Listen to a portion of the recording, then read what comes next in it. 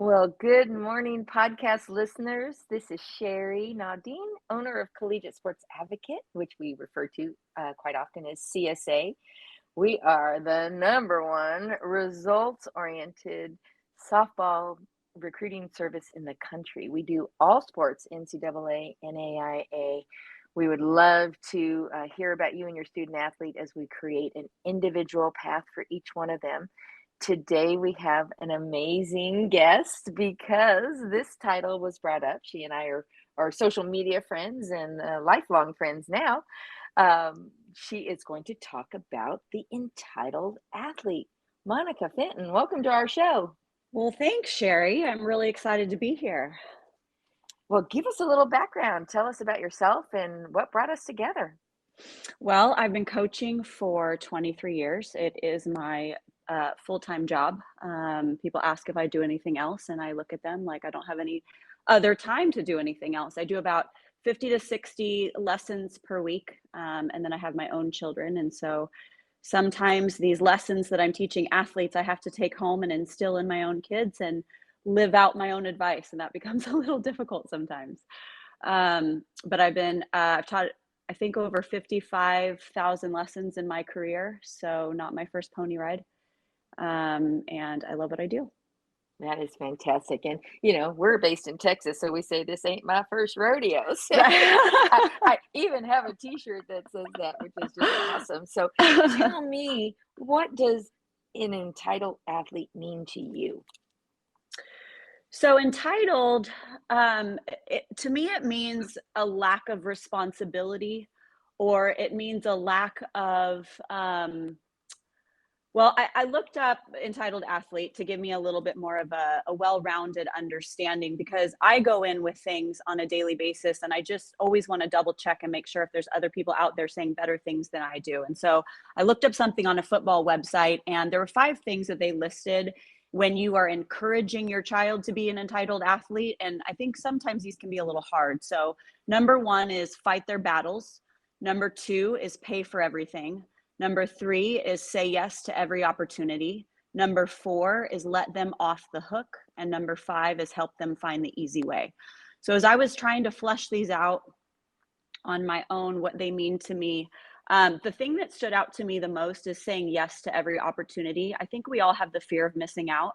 And we think that, there's a softball tournament happening. I have to hurry up and get there. If I don't get there, my kid's going to miss out. If they miss out, are they ever going to get another opportunity?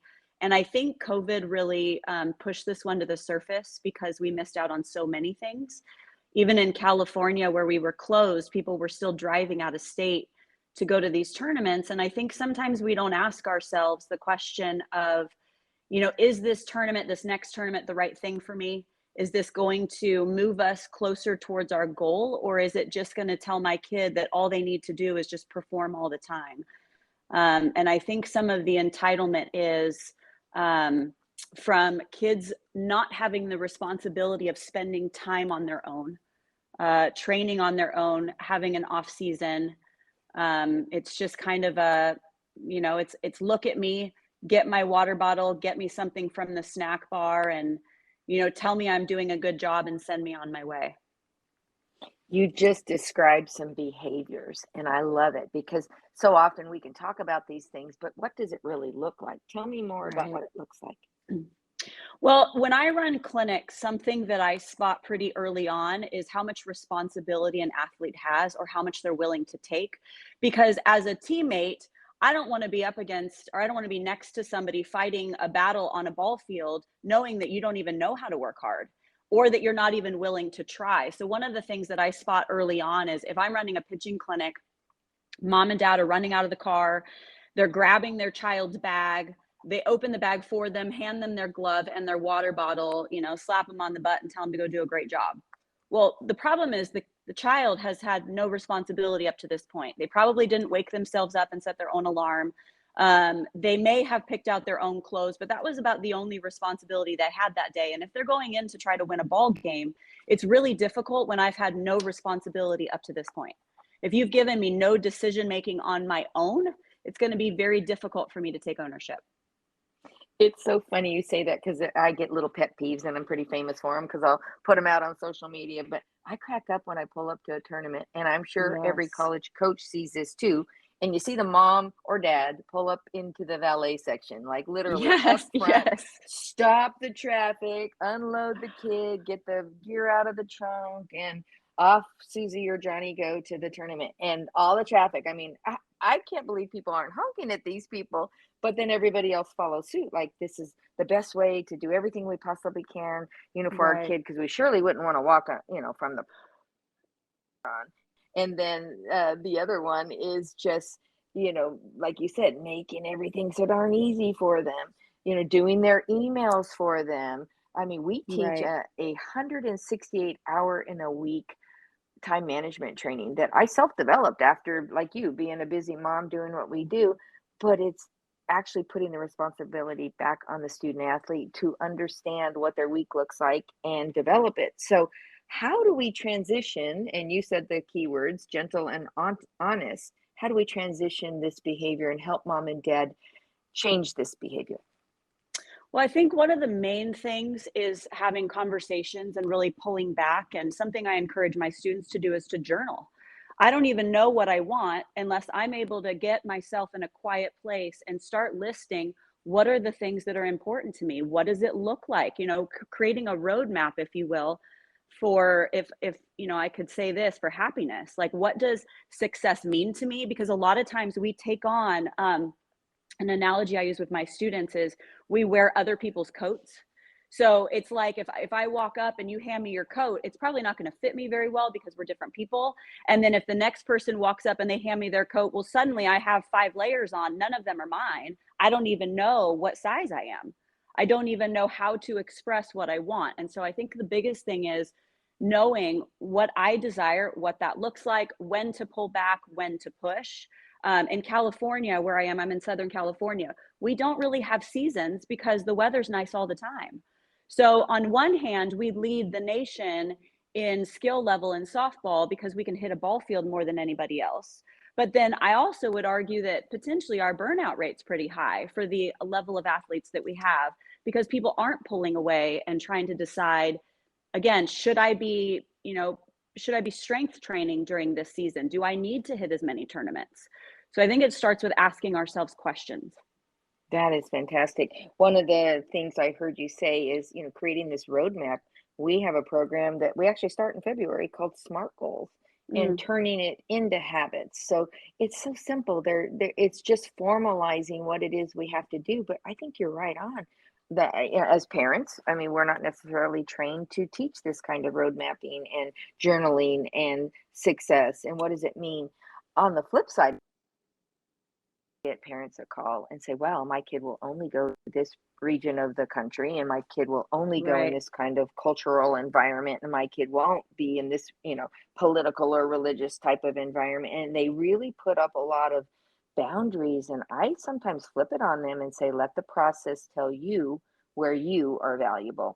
And that's why they should right, come in early. They should get into the recruiting evaluation process in eighth and ninth grade so that they can start to develop and understand, what does success mean, what is their roadmap, because then when the decisions come, they can literally go through a decision grid and start to understand if that actually meets their expectations. So give me some scenarios or samples of times you've been working with a student athlete where you've seen this entitlement, and how did you handle it? Did you handle it directly with the parent or the student athlete?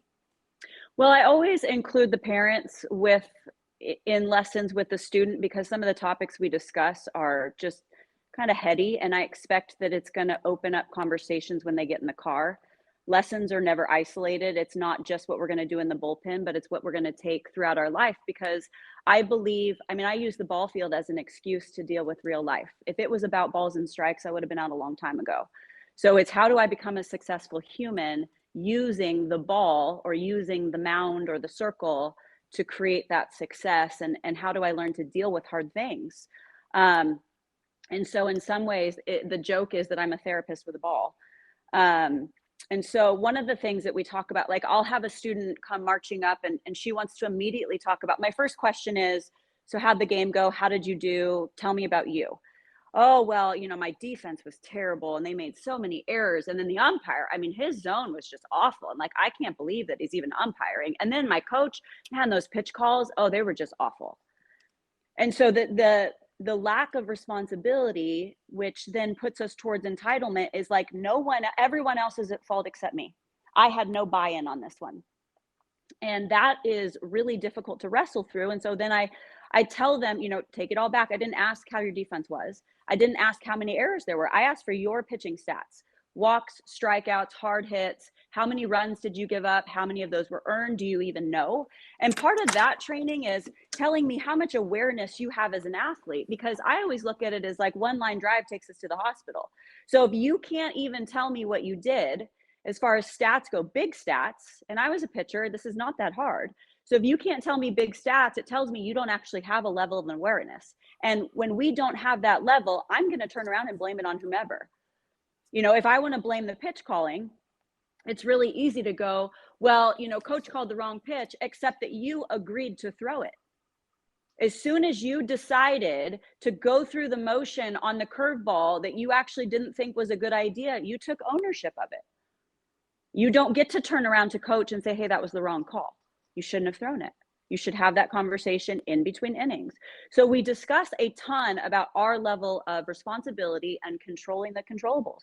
What are you in control of? What do you need to let go of? Let's talk about, is your game on point? You want to tell me about everybody else on the team? You had 4 walks. That's essentially 4 errors. And your shortstop also had 4 errors. So I look at it as a level playing field. That's crazy. I love it because I was a catcher and a catcher trainer. And then, when parents call or a pitching family calls and says, well, this and that, and all those same blaming things that you talk about, I Yes. say, what do you control? What don't you control? And how can you influence it? We actually use a corporate America grid that I did years ago with that kind of sphere on it. And you brainstorm what it is you control and what you don't control. And they'll always say, well, I don't control the lineup and the coach doesn't like me. She plays favorites. Well, how do you become the favorite? Well, hit Right. more, or to a pitcher, well, then you have the ball, strike them all out. And they're like, well, that's not Right. reasonable. Well, that's not reasonable to expect that your defense isn't going to make an error, or the coach isn't going to call a pitch that maybe that batter is really good at hitting. I mean, you just got to be a better influencer. So that's Right. crazy. I love it. You talk a lot about grit when we talk. Tell me more about grit. What does grit look like? So grit is being able to kind of look around and go, all right, like for example, if my house was on fire, I wouldn't call my best friend. I wouldn't call anybody who couldn't help me in that situation, and I would get out of the house in the process. I don't need permission to be able to save my own skin. And like when we get in a game, we're looking for a savior a lot of times. Is my coach calling the right pitch? If he's not, like, is he working for me or against me, he, she? Am I like, what kind of instincts do I have? I talk a lot about instincts with my students. And again, if I know that I can't win with that particular pitch, I need to make sure that I'm communicating that with my coach. And when I look at that batter, am I able to detect what her strengths and weaknesses are? Do I even know what my own are? And then I put that recipe together and I go and try to win. But it takes them alone time to do that. If I'm never training by myself, because I'm always expecting to show up and somebody to entertain me, or I'm expecting somebody else to fix me, then I don't have I'm not tapped into my instincts. I don't have that grit that's going to go, you know what, gosh darn it, I'm going to figure this out. And I have to figure it out or I die. That's right on the money. And, when we created our company 9.5 years ago, we had 3 pillars: communication, time management, and accountability. And what we're finding is each kid has to go through their own path, right? They have different grades, they have a Yes. talent level, they have different positions on the field. And to have somebody like you in the corner of the student athlete, not only as their clinician teaching them the actual mechanics and the skills and drills, but like you said, to have this headspace, you said their heart and their mind. Can you give me a sample without telling me who the kid is? But tell me one where there's mental and emotional side of the game and where you reach their head and their heart space. Well, so a lot of it is I look at my own world and I always start with me first. And I know I have struggles. And so there's days where I'm like, why is it that I'm super excited to get to the gym today? And I'll pop out of bed at 5:30 in the morning. You know, when I'm on the ball field until 9:30 at night, it can be a little bit difficult to want to get up in the morning. And so I look back and go, why today did I pop out of bed? And yet maybe yesterday, I mean, all I could do was put my gym clothes on. I just couldn't get there. And it's not because physically I'm any different. I have the energy to go to the gym. There's something stopping me, and it's the head and the heart. It's why, I'm not motivated to work today. So we dig into, why are you not motivated? Oh, you had a bad day at school. Oh, you had a friend that was mean to you. You got a bad test grade. You got yelled at in the car with your parents. I mean, I can tell within one pitch if you've had a good day or a bad day. Or, I get high school kids where they're like, well, my boyfriend broke up with me today. And I'm like, well, let's throw that fastball as hard as we can today. It's knowing how to use these outlets that we want our kids to understand. These are healthy outlets. It's how to use them to our benefit to get to what we really want. I want to be a successful human. There are things standing in my way. So let's talk about what's standing in our way. I have one girl right now where the last 3 weeks, we haven't thrown a ball. She brings her chair and we journal and we talk. She cries a lot. There's no point in throwing a ball right now because any ball throwing she does is going to be unproductive because that's not what's important to her right now. What's important is the relationship that's broken between her and her parents. Boy, and you hit a key word there, relationship, and it's relationship with everybody. I wish in school, and maybe there are schools that do this, that they teach not only these life skills that you and I are talking about, but relationship skills and communication skills, and how do we overcome the speed bumps before we have to climb the mountain? And Right. Monica, you're going to be shocked, but we are 17 minutes in on this call already, Ah! and I know you and I could go for hours. How do they reach you, Monica? Well, I have very limited social media because I protect my head and heart space as much as I can. So honestly, the best way is phone number, email, and then I do have Instagram. I have Coaching Dreamers is my Instagram handle. I do have a personal Facebook page that people could reach out, which is Monica Mace Fenton. And then my phone number. I don't know if you want me to give that out It's up to or you. You're putting it okay. out to the public. Um, Or how yeah, about this? well, Why yes, don't you send me all of your contact information? We'll put you up on our partner page. We have, that would be better.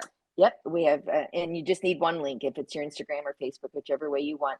And then Okay. they can contact you there because I respect privacy. I am very cautious about social media and, especially for contacting student athletes too. We still have to protect our student athletes out there. So Yes. I'm going to wrap this up. We again are Collegiate Sports Advocate, and we are collegiatesportsadvocate.com. I am Cheri Naudin, the owner and operator, and our pleasure this morning, Monica Fenton. Thank you so much. And we're going to push this out on as many social media platforms as we can, and we just encourage you all to share it. Have a I wonderful day. appreciate it. Thank you.